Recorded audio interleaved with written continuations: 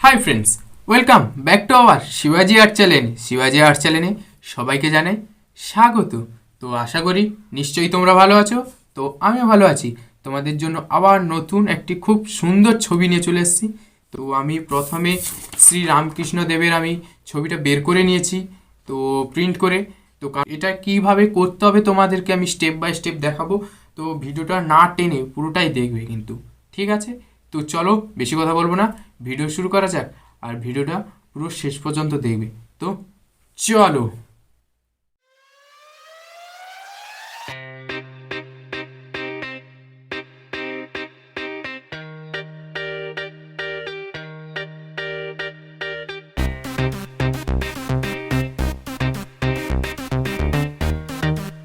প্রথমে ওপর থেকে মাপটা আমি নিয়েছি, তো মাপটা নেব কীরকম আর এক সাইড থেকে মাপটা কীরকমভাবে নেব, তো তোমাদের আমি এখানে মাপগুলো দিয়ে দিয়েছি। তো তোমরা দেখে তৈরি করবে, আর আমি কীরকমভাবে মাপগুলো নিয়ে তৈরি করছি ছকটা, তো তোমরা সেরকমভাবে দেখে ছকটা তৈরি করো।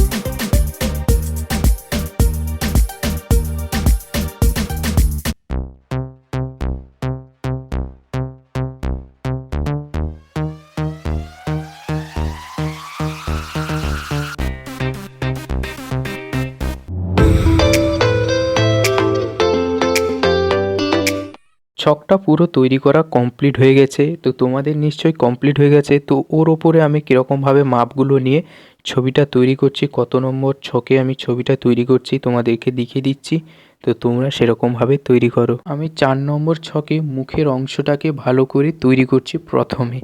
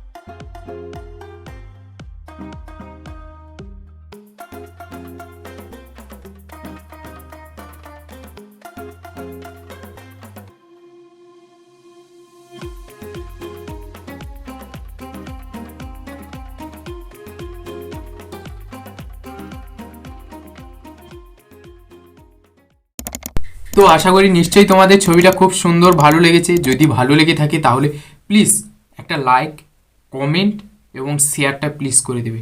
প্লিজ তোমাদের কাছ থেকে এইটুকু রিকোয়েস্ট করছি, প্লিজ তোমরা শেয়ারটা করে দেবে। আর যারা আমার চ্যানেলে নতুন তাদেরকে বলছি প্লিজ সাবস্ক্রাইব করবে এবং পাশে থাকবে আর বেল আইকনটা ক্লিক করবে।